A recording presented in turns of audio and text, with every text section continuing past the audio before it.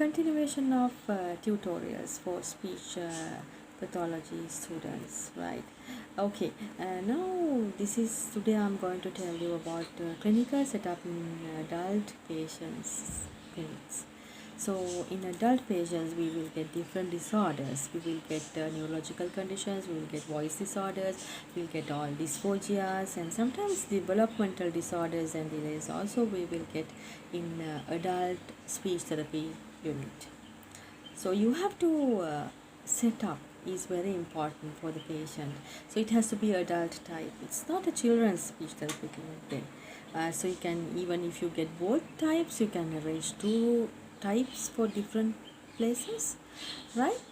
And adult patients has to have the material store and this case history store, and then the furniture according to that. And you have to think about the wheelchairs and beds from wards also will be coming. You have to have the access to the clinical reach. So when patient come, we'll say now we'll be getting the patient's credentials or whatever the details of the patient, and then we will fill the case history form, and then you have to have a separate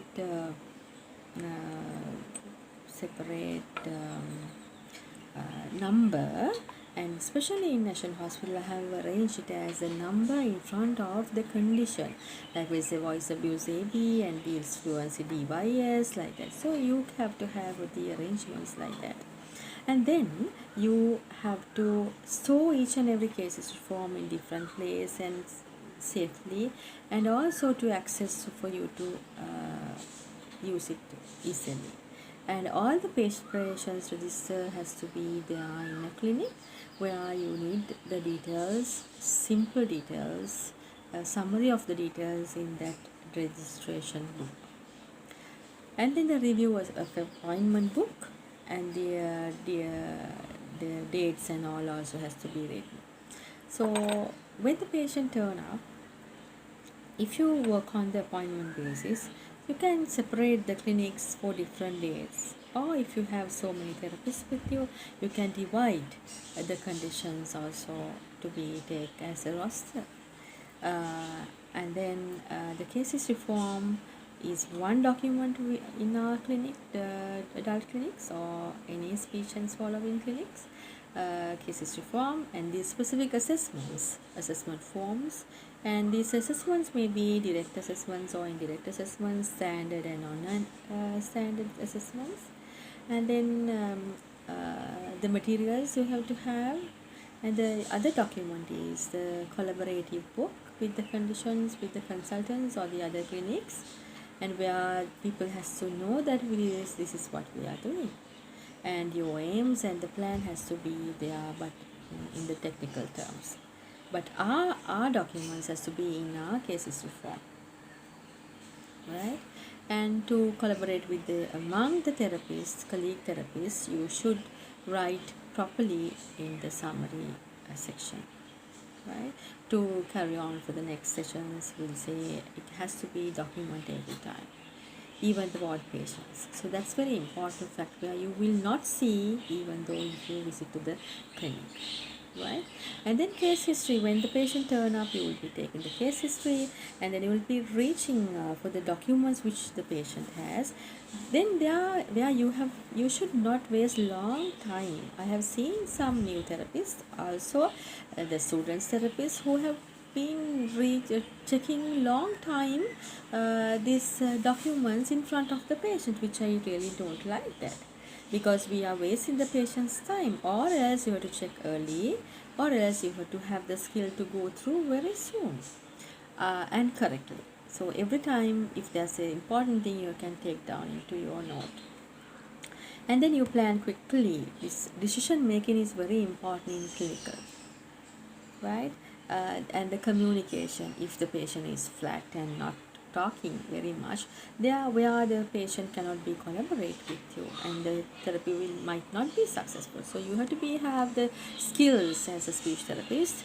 You have to have the open mind, and then you have to have the knowledge, skills, and your attitudes are very important towards disability and towards people and then you should know that you can change people, and you have to have quick decision making skill with the knowledge, and you have to have good communication skills while talking as well as writing and other ways of communication, right? So we'll say now the patient turn up, you got the case history form, and then you did the assessment, and then you can plan the assessment times and the assessment dates, and you can make the aims for the patient, where to get the plan, and if you like you can tell summary for the patient, this is what I'm planning to do, and then the patient or the carers has to involved with that.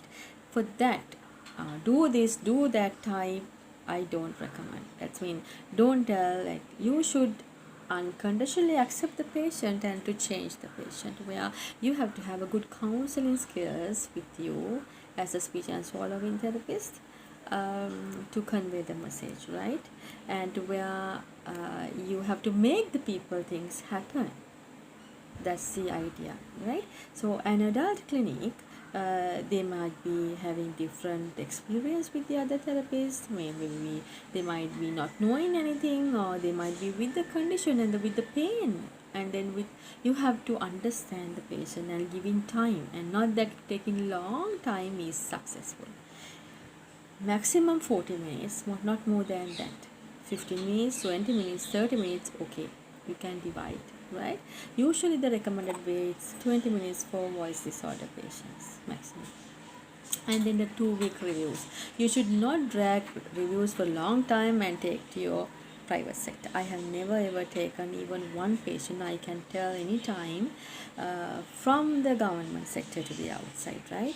So like that, I'm really happy the students also being one day as therapists to serve properly for your field and do it with your heart, right? And that's not that draggy long time and then where you get the numbers and talk. No, you have to have the limits, you have to have the lines, where are the borders, then only you have to work as a proper speech and swallowing therapist or a treatment or a consultant, right? Like, so you have to think now you got some idea about the adult speech and swallowing clinics, how you have to arrange and the conditions which you are getting, and then the setup, right? If you have questions, you can ask in comments, ask anything. I'll be helping you to overcome this difficult time at home, and without learnings and without clinicals, right? So this is a small summary about clinical setup in adult patients. Ask questions from me and subscribe my channel, then you will get my preachings frequently, and you put your topics which you like to learn, which I don't know everything, I'll be telling you. Subscribe and then carry on your learning.